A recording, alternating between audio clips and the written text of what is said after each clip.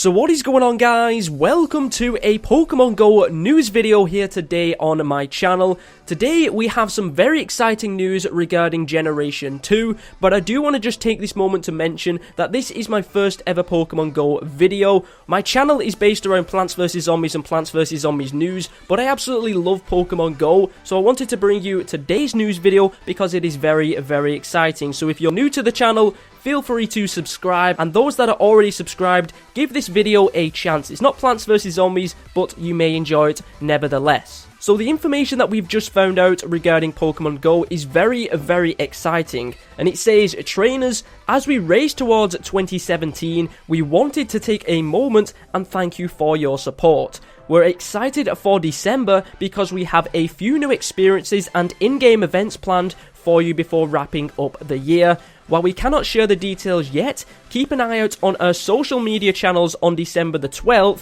for details about the first edition of more Pokemon into Pokemon Go. So that right there is very, very exciting. We're going to find some information about the release date of Generation 2 coming out on December 12th. Now, this isn't necessarily meaning that we're going to get the new Pokemon on December the 12th, but we will find out on social media when Generation 2 is going to be coming around. And from that little post there, it seems that we are going to be getting it sometime in December because they are very, very excited about it.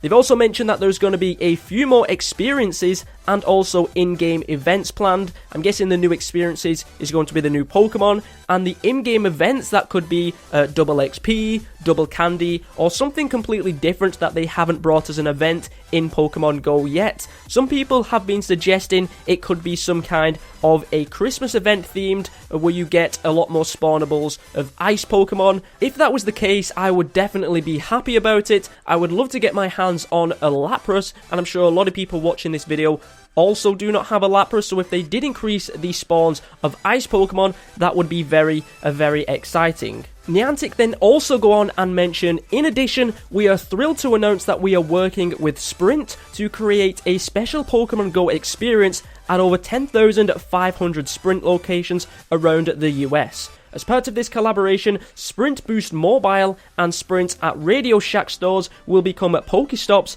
and gyms, giving you even more places to stock up on Pokeballs and Raspberries for you to battle your friends. Sprint locations will also feature in-store charging stations to keep your Pokemon Go sessions going even longer. Sprint will also be bringing a great network and an unlimited data plan to support your search for Pokemon no matter where they are hiding. So Pokemon Go are having a partnership with a company called Sprint. All of their companies and stores are going to become Pokestops and gyms, and also you are going to be able to go into these stores, charge up your phones, and it looks like they're also bringing a mobile network with an unlimited data plan so that you can play Pokemon Go for longer, and it's so much better. So if you live near a Sprint store in the US, you are in luck. That's going to become either a Pokestop or a gym, and you're going to be able to battle your friends, get more Pokeballs and items, and have a lot of fun. I do like that you are going to be able to go into these stores and charge your mobile devices. That means that you don't need to rely on battery banks. I know a lot of people have them, but you don't need to rely on those if you do want to play Pokemon Go for longer.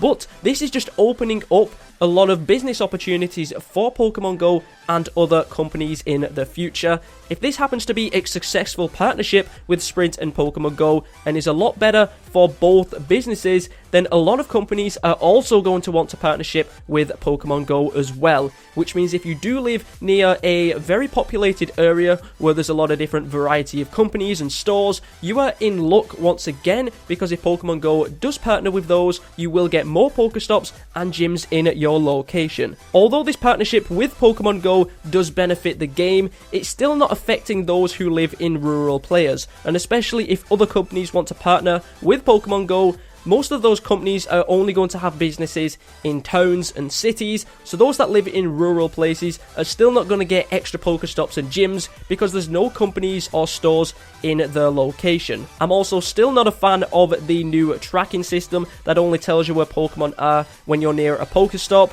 because most Pokemon in rural areas are not near Pokestops. There is not many Pokestops in rural locations, so this tracking system is absolutely pointless for them. And I'm pretty sure a large population of people live in rural locations anyway, so I don't really understand the full potential of this tracking system. I can understand it working very well in cities, but everybody doesn't live in a city. So why don't you go back to something like the 3-step tracking system, where it doesn't matter where you live, everyone's going to track the Pokemon the same and still have the same chance of finding the Pokemon. Personally, I don't like the new tracking system, but it's something we've got at the moment, and it is better than nothing. So, hopefully you guys did enjoy today's news video. On December the 12th, we're going to find out the release date of Generation 2. I'm very excited. Start saving your candies, and hopefully I'll catch you guys next time.